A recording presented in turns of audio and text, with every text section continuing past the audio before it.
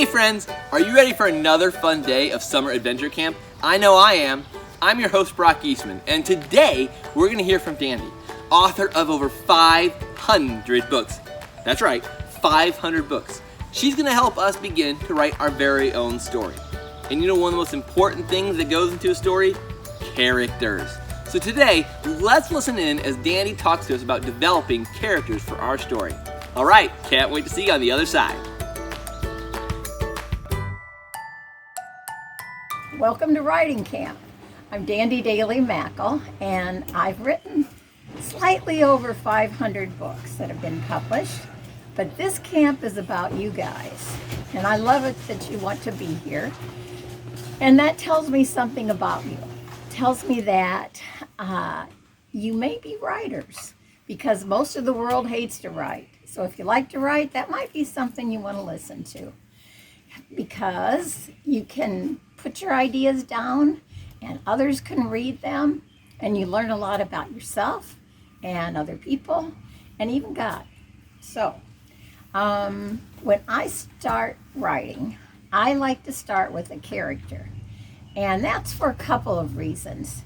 You know, if you say, have you ever watched a television show and you actually get your hands on the remote and you're changing the channels and you come across, here's a show and it's a car chase, and then the bad guy's car bumps into the good guy's car, and the car goes over a cliff, and the hero is hanging on to the cliff, and you change the channel. How could that happen? It's because you don't, sorry, we are outside for camp. It's because you don't care about the character.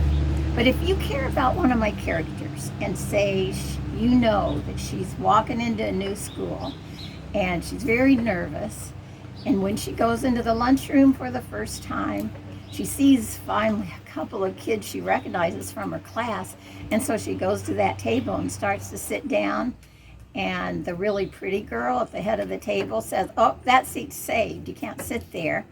And so you pick up your tray and you move it, and another girl says, that one's saved too.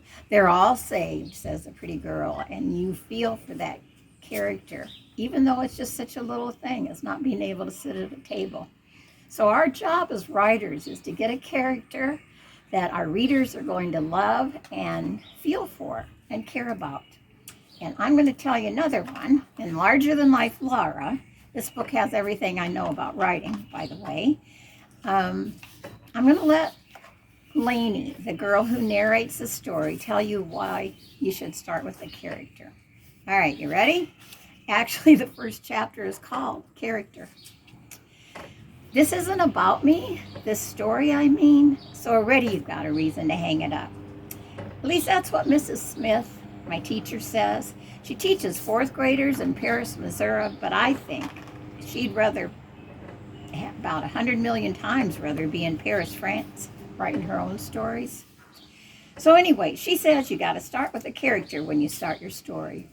And since I'm the first character you hear from in my story, that should mean it's about me, Lainey Grafton, age 10 or nearly so, small for her age but tough as a horseshoe, thanks to 3 big brothers in one bathroom, stringy brownish hair and brown eyes, not much to look at, but couldn't make a living scaring crows neither.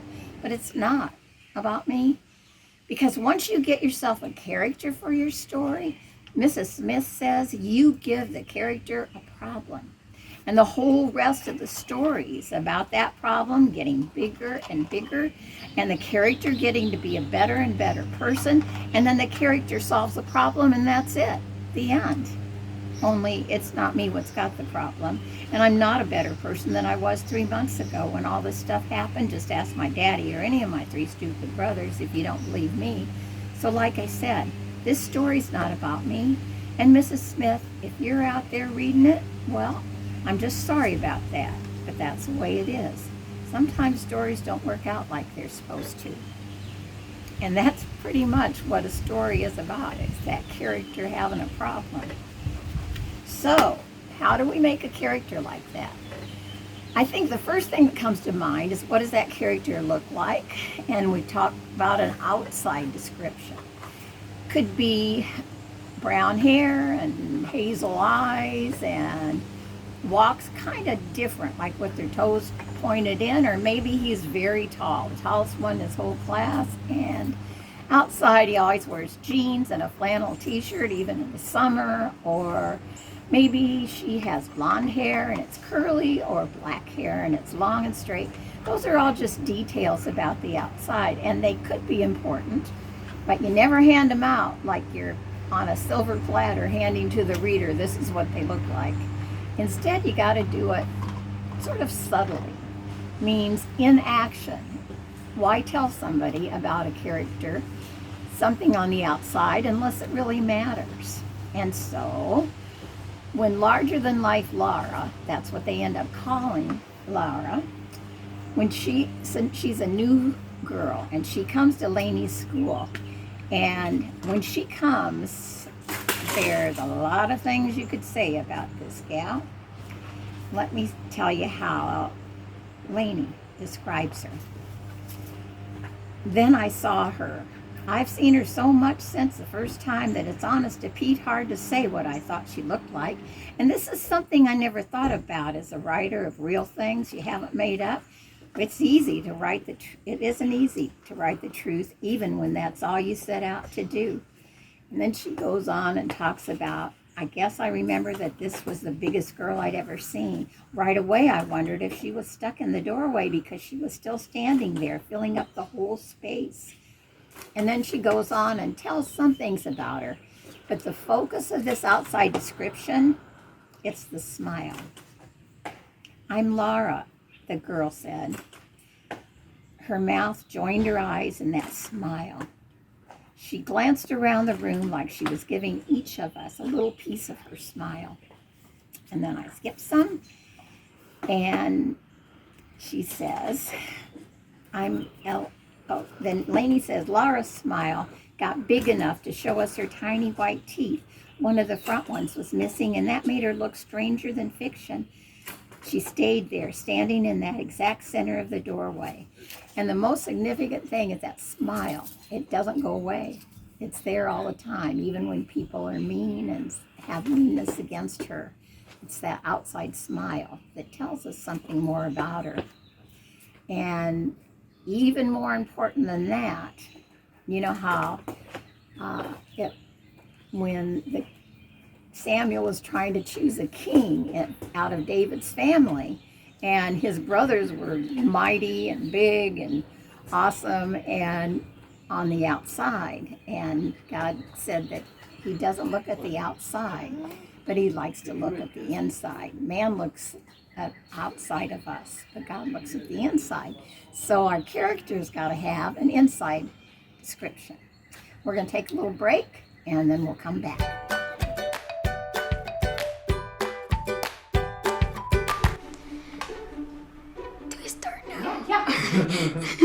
Hi, my name's Chris. I'm 9 and I'm going to be hosting my first Compassion Sunday. We received in the mail one of the letters that talked about Compassion Sunday. And Grace saw it, and she was kind of inquisitive, and what's this? And so she read through it, and she said, well, why don't we do that at our church? I think I saw the pamphlet and kind of wanted to host one and do that, and then just when it got closer, I just started working on it more. So it's the Monday before Compassion Sunday, and I'm pretty busy this week and just trying to get my slideshow done, and it's pretty stressful, but I know I can handle this. Hi, my name is Chris, and I'm hosting a Compassion Sunday. So I'm going to talk to you about my sponsored kids, and their names are Gabriella and Sed. Gabriella is 9, and she lives in El Salvador. Sed lives in... Dear Gabriella, it has been 6 months since Compassion Sunday. Now that I look back, I think I did a pretty good job. I had about a 7-minute presentation. I talked about you and told my church how we have changed each other's lives. Now I get to meet you. I am excited to see your community and where you live. I am excited to meet you and your family. I am also a little nervous too. I am nervous because I've never traveled outside the North American continent. But overall, I am super excited to come and meet you. Love, Grace. All four of us were sitting on a bench, and we're all trying to not act like we were nervous or anxious, and every person that came around the corner were like, "That's her, nope." Then when we finally met Gabrielle and her mom, and the first thing her mom said was, "We're so nervous." I said, "So are we. It's like meeting a celebrity." And she laughed. She goes, "Yes, it is like meeting a celebrity." Because you exchange these letters and you get to be a part of somebody's life, but you never truly believe that you're going to be standing right across from them at a park like you would any other one of your family friends. You just never think that's going to happen. But it's such a gift to make somebody else feel known, whether it's your next door neighbor or somebody in, another country 3,739 miles away. I had a pretty good sense that Gabriella would certainly feel known, but what I didn't expect was how much we would feel known. We walked into her room, and as we saw this poster of pictures that we'd sent over the years, for me to feel known by this sweet little girl and her family, that's incredibly humbling. I think it's helped me have a better understanding of what it's like in different countries. It just helps you have a better perspective on how different things are and how we're so fortunate. Walking into Gabby's room today was like the deal breaker for me. Because you hear stories, you write letters, and you hope that they're listening or it will impact them. But to see that this kid is just as involved with us as we are with her is pretty mind-boggling. And that even just sending a letter could legitimately change a kiddo's life.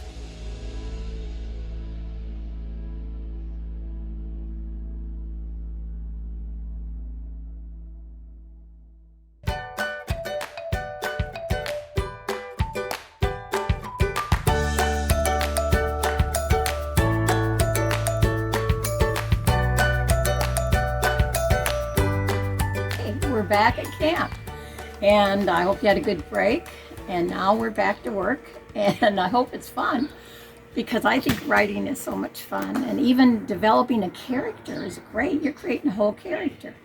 When God created us, He made us like nobody else. There's no one who looks like you.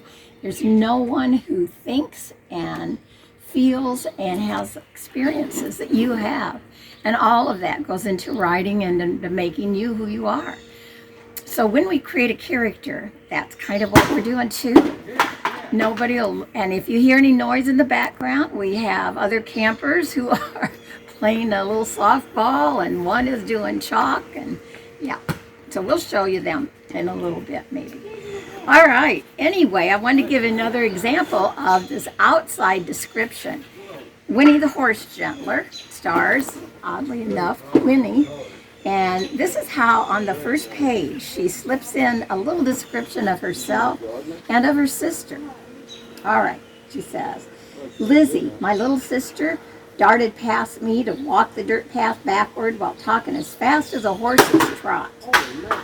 At 11 years old, a solid year younger than me, she towers 2 inches over me. We both got Mom's green eyes and dark hair, but Lizzie dodged the freckles. Lizzie claims my voice is low and raspy and would sound great on the radio, but I think I always sound a little hoarse.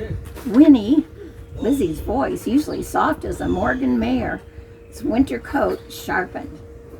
Have you heard a word I've said?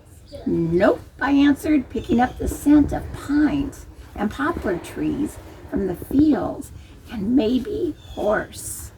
Okay, so that's some of the outside description. On the inside, she gives you the first paragraph. She gives you a little peek at what I'm talking about, what's going on inside of this character. Okay, so she says, my mom used to say, Winnie Willis, in the beginning, God created heaven and earth and a horse. And sometimes I have to wonder if the good Lord shouldn't have quit while he was ahead. She knew that that was how I felt. She always knew.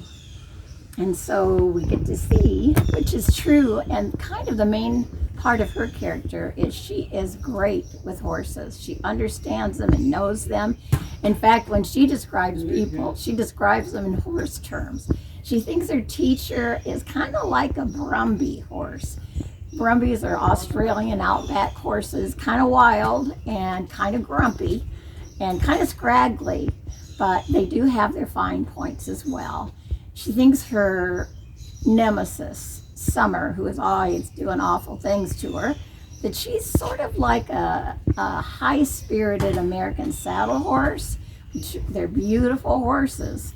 They're high-strung, and some can be kind of unpredictably spiky.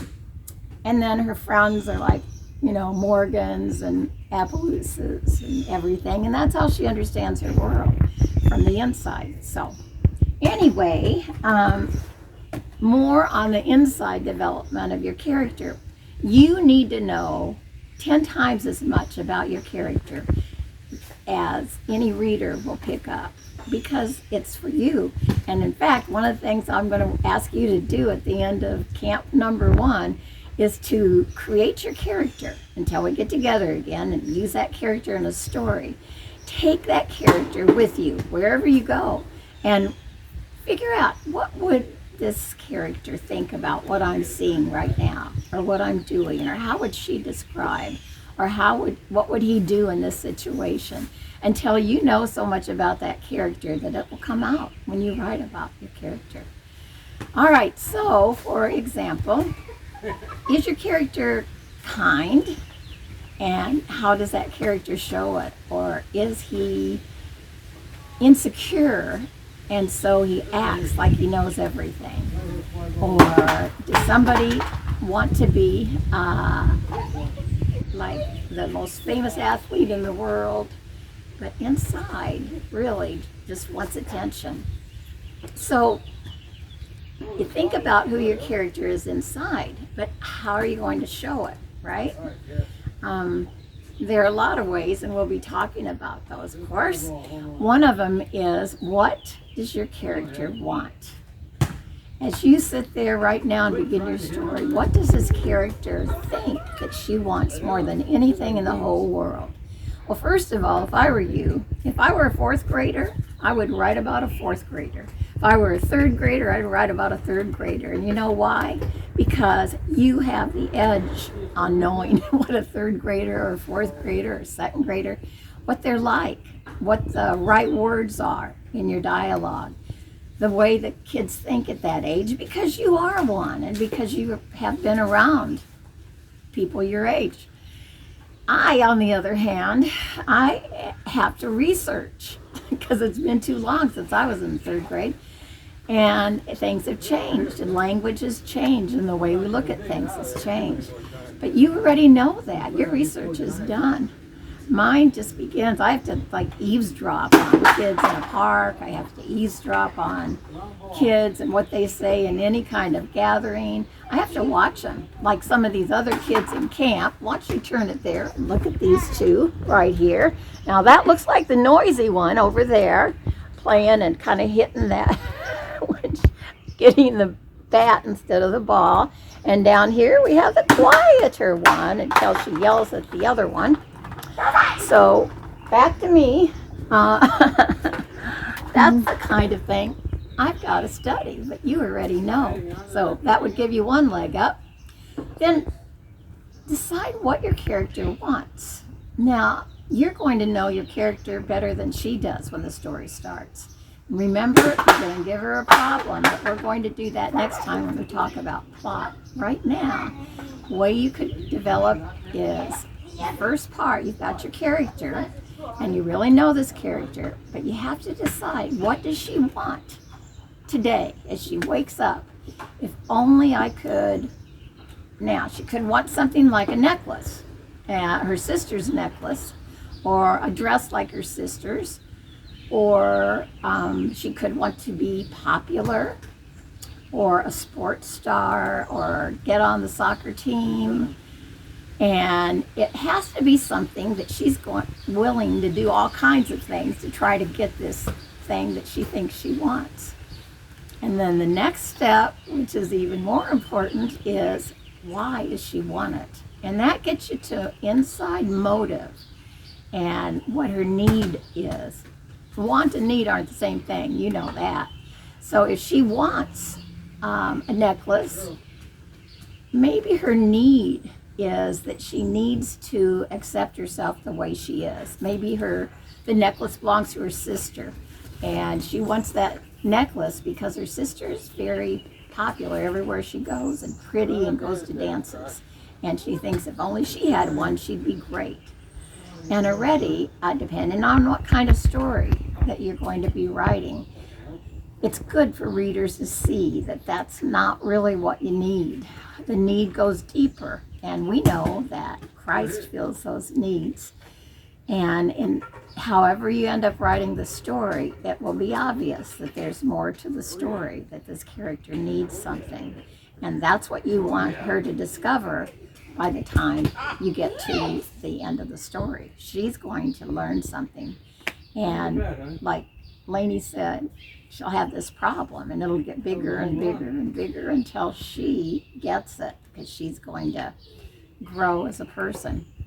So decide what she wants and then what she needs. Say that a guy wants, like we said, wants to get on the soccer team, or a girl wants to get on the soccer team, either one, and wants it more than anything, and have to figure out why. What's the need? Maybe it's acceptance, or maybe it's not knowing who you are and not being content, or to follow your own heart, or to look for where Christ is leading you. Because you know the verse, I'll read it at the end, but I'll probably get it wrong right now. It's one of my favorite verses, Ephesians 2:10, that we are God's masterpiece. And he created us anew in Christ Jesus so that we could complete the works that he planned for us, the good works he planned for us long time ago. So we're his masterpieces, and that's what we need to realize inside. And we're that only because of what Christ has done for us and how he's leading us in life. So not every story is going to come out and say all that. But if you know it in your heart, something will come out like that. So, inside, let's see here. We'll read. Oh, I like to do this. This will be fun. We'll do this kind of together, and then you'll have to do it on your own since we're not all here. All right. Lainey tells us, sometimes Mrs. Smith makes us do these exercises on describing characters when we write stories in class. Characterization, she calls it. She passes out papers that look like this. Can you see that? Blank is the kind of person who blank. And then it just goes on and on. Blank is the kind of person who blank. All right, so if I were to say to you, your teacher is the kind of person who blank. Now, for me, looking back, I would say my third grade teacher, and I won't give her name, but she was a kind of person who made you wish you had never, ever raised your hand, because no matter what you said, it was wrong. But my first grade teacher was the kind of teacher who made you feel like you were the smartest kid in the room, even when you raised your hand and you got the answer wrong. And you'll think of something even better. Your teacher is the kind of teacher who had to play games with you, or who never played along, or who you didn't appreciate, or who did appreciate. So if you do that with people you know, then do it with your character. The character you've created is a kind of person who, like, I think that for Laura, what we've looked at her, she's the kind of person, well, we'll see what Lainey's answers are, see if they match mine, which they should, since I wrote it. Okay. Then we fill in the blanks for all the characters in our stories. Well, my mind was filling in all the blanks like this. Laura is the kind of person who changes the air in a classroom. Laura is the kind of person who would be the only one left in Kansas if a tornado blew everybody else to Oz. Mrs. Smith wouldn't like this one, though, because it's too long. Laura is the kind of person who nobody sees, even though she's the biggest thing in the room. Laura is the kind of person who makes you feel almost normal. Laura is the kind of person you'll never forget. So I'd be so interested to hear what you come up with, and I hope you tell your parents and others what your answers are. Maybe you could ask them, what kind of a kid are you? Are you the kind of kid who? And make your mom and dad answer. But probably don't ask your sister or brother. Right?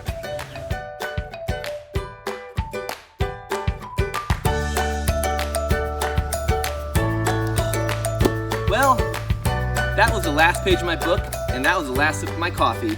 And you know, good stories have good characters, and this one left me on a cliffhanger. Dandi has written over 500 books. Can you imagine how many characters she's written about in those 500 books? I hope that you learned a lot today, because I know I sure did. And I can't wait to hear about what characters you develop. If you need some help in figuring out what good traits might belong in a character, I suggest looking up the fruits of the Spirit. There's a lot God has to say about good character. All right, so until tomorrow, bye.